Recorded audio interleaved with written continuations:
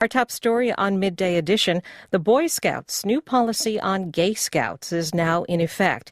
The organization is no longer denying membership based on sexual orientation.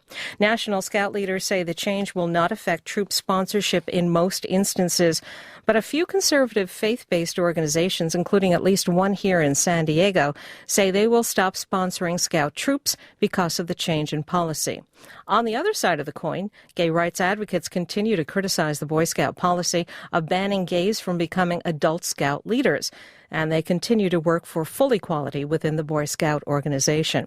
I'd like to welcome my guests. Chance Kawar is a former Eagle Scout from La Mesa, now a freshman at Pitzer College near Los Angeles. Chance, welcome back to the show. Thanks, Maureen. Tyler Dylan-Hyde is with Scouts for Equality. He's also social justice leader at First Unitarian Universalist Church of San Diego. And Tyler, welcome. Thanks. Good to be here. Now, Chance, before the change in policy, what was it like to know you were gay but also want to stay in the Boy Scouts?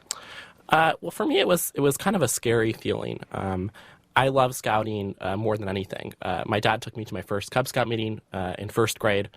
And I spent the next 12 years of my life in the organization, actively involved, going on camping trips, at least once a month. And so for me, the idea that I wouldn't be allowed to continue to be a part of the organization was a little disconcerting, and especially because it had to do with my sexual orientation, which to me is something that is such a trivial part of scouting. It has nothing to do with it. And so I really didn't want to be affected by that, so I kept my sexual orientation very close to the vest.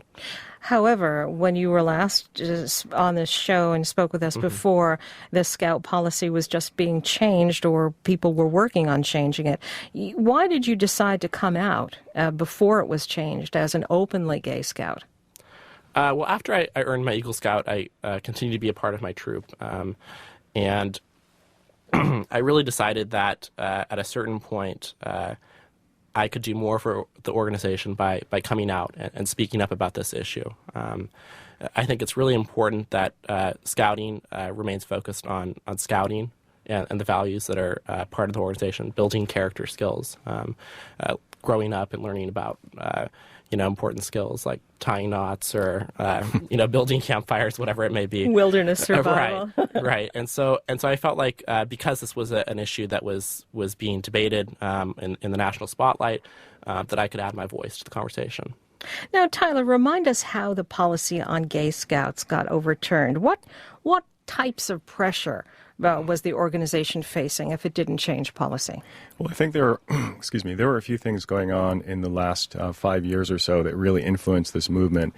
And one of them was, of course, the advancement of marriage equality across the country.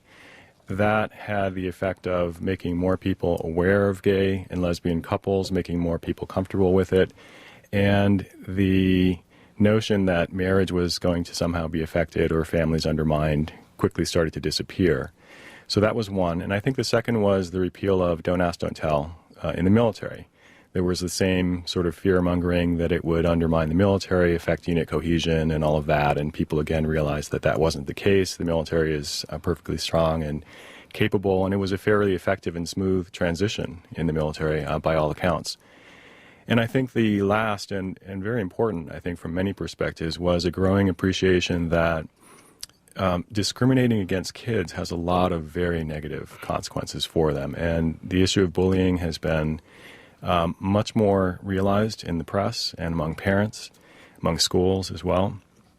And so I think it became more of an issue for groups who were in fact not only discriminating by excluding kids, but were also sending a message to straight kids that there's something wrong with being gay or lesbian, and that discriminating against kids was somehow acceptable. And I think that's what really started to move a lot of people, both within the gay community and otherwise, to say that we needed to end this policy and that it was really having a lot of damaging consequences. So when multiple pressures put on the organization to finally change this policy. Now, how is it being rolled out in San Diego and nationally, Tyler?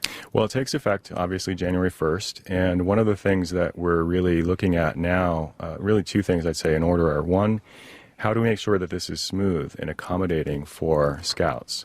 So we really want to call out our chapters everywhere to ensure that they're taking steps to make sure that it's smooth for gay Scouts, that they're dealing with issues of discrimination, bullying, and other things that could occur. Scouts for Equality is active in that front, is offering its services and aid to go around to help Scout units.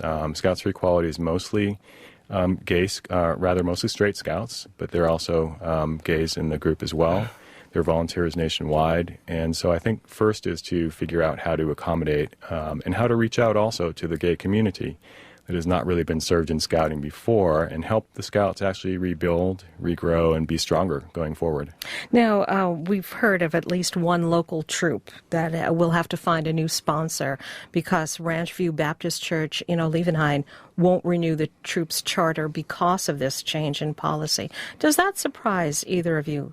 Tyler? I don't think it does. I think we always thought, since there were churches on the other side of this, and there are progressive churches, by the way, too, who are very much in favor of the change. And I should point out that while there were a majority of councils or church-sponsored, the vote passed by 60%. So there are only 38% on the other side, even to begin with, in the vote. And as we've heard, there are only perhaps 2% who are having issues now and considering withdrawal. So I think obviously we'll expect to see some exceptional cases. But I think there are many other churches on the other side, and I'm part of one here at First Unitarian San Diego, who now have an open door to these troops who are being expelled from a few of the conservative churches. They are being welcomed elsewhere. And I think a number of the progressive churches that have not been involved in Scouting because of this issue will hopefully come back. And I think a lot of us are considering that, re-engaging with Scouting, having troops on our campus. We've not had a troop for more than 20 years on our campus as well. Now, we reached out to the leadership of Ranch View Baptist to join our conversation here, but our phone calls were not returned. I was reading that a number of Scouting troops, a large number of Scouting troops, are sponsored by either the Church of Jesus Christ of Latter-day Saints or by the Catholic Church, both of which are not on board with this new policy. But does that make it so that they are automatically going to end sponsorship, or is it the kind of thing, well, okay, fine, we'll continue to sponsor the Boy Scouts? I don't actually think that a lot of them are having an issue with the policy because, in fact, a lot of the LDS churches and Catholic churches were among those voting members who passed this by 60%. So many of them take the position that they don't discriminate against kids. There's an issue, perhaps, for some of them as to how openly gay Scouts can be, and I think those are the things that we're going to see going forward. But again, the majority of councils had religious affiliations, and 60% of them favored overall the change.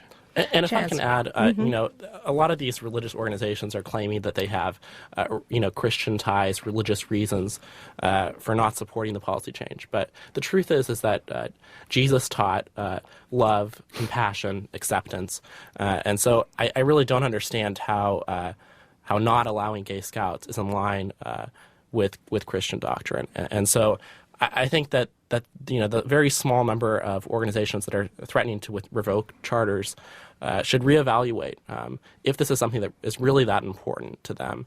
Because the reality is that Scouting really has very little to do with sexuality. And so I think it's important that these religious organizations take a closer look at that and their position. There is reportedly a new program offered by some Christian churches, an alternative to Boy Scouts, called Trail Life USA.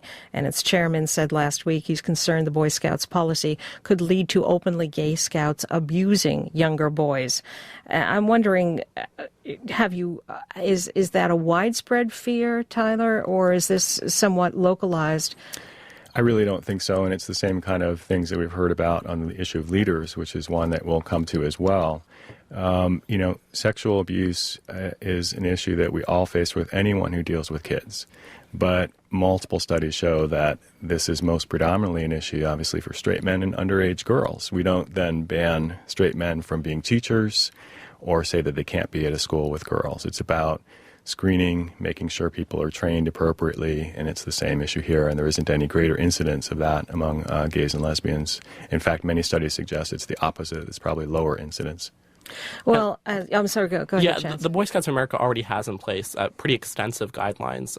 They're called the YPG, the Youth Protection Guidelines, and those are aimed at protecting the youth who are involved in scouting and making sure that they have a safe environment whenever they're on meetings or campouts. And so I think we should look to the existing guidelines and not try to label certain people as being predators or potential threats. Now, Chance, I know there are many people, you among them, who don't think this new membership policy goes far enough. It should include adult men who want to be adult gay men who want to be scout leaders. Tell us about that. Yeah, and lesbians too. I mean, I think there's a big question. What are you going to say to the scout who maybe has two moms? And those moms want to be a part of his life. They want to be involved in his scouting, but they're not allowed to show their faces at meetings. What do you say to the scout who's been actively involved in his troop? He's gone on all the campouts. He's earned his merit badges. He's even got his Eagle Scout. But on his 18th birthday, he gets kicked out of his troop because he's gay. There really is no good answer to those questions. And so I hope that the progress that we've made so far in allowing gay youth to be a part of the organization will serve as a model so that we can understand that being gay is really not an important thing, and that gay adults could also serve in the organization just as effectively as straight adults. Now, the national organization, Tyler, did not go that far, decided not to include gay adults to be leaders of the Boy Scouts of America. But there's a change in leadership that's expected nationally that may change that. Tell us about that. There is, and I should point out, too, that the issue of leadership was not addressed in the last round. So it was just sort of put off for the future, and now we are in the future. As we're first working to integrate gay scouts, the next issue is among us. And it is opening up the organization and bringing it sort of the whole way, if you will. And we also will have coming on board as the president of the BSA, Robert Gates. And Gates was the Secretary of Defense, and of course, in that role was the person charged by President Obama and the Congress with ending Don't Ask, Don't Tell and ending decades of discrimination in the military. And I think, again, did it very effectively and smoothly. He's expected to come on in February. And we're also now seeing that the same corporate sponsor, as part of our campaign previously, was to sort of pressure corporations that have non-discrimination policies to speak up with respect to the Scouts and to withhold funding until the Scouts stop discriminating. And the same policy will now be looked at going forward. We have the first company that just in fact stepped up. It was Lockheed Martin in the news just a couple of weeks ago, global defense contractor, and indicated they would withhold support until the Scouts ended discrimination once and for all. Now, in coming up against the idea of gay scout leaders, you're battling, decades of stereotype thinking. How do you go about getting people on board? How do you go about changing that mindset that that's a threat to young people? Well, I think there's been a lot of progress on that, and I think it really has to do with the fact that gay people have been out. Going back to where this was happening in the 70s, there was the vast number of people thought this was an issue and was a problem. Something like 70% back in those days thought it was an issue. A poll that I saw, it's not that recent, it's about 10 years old, but said that among men it was down to sort of 20% and among women 10%. So there's a realization that there is not a greater likelihood of sexual molestation or other issues, in fact, not in this community. And so there has been a lot of progress, I think. And as more people see gay and lesbian people and couples, just as we're seeing on the marriage side, they realize that it's really not much of an issue. And I think we'll all sort of look back on this and say, why did it take so long to get here? Chance, the Scouts still have a ban against atheists and agnostics. They presently don't allow gay adult leaders. Some people would like to see the organization start welcoming girls who want to be Scouts. Is there something fundamentally out of date, do you think, about the Scouting organization, or can they reinvent themselves for the 21st century? I think that there is an important reinventing process that's going to need to take place. Excuse me. The reality is that discrimination of any kind shouldn't be tolerated within the organization. Women already do have a place in venture scouting, which is somewhat connected but also separate organization from the Boy Scouts.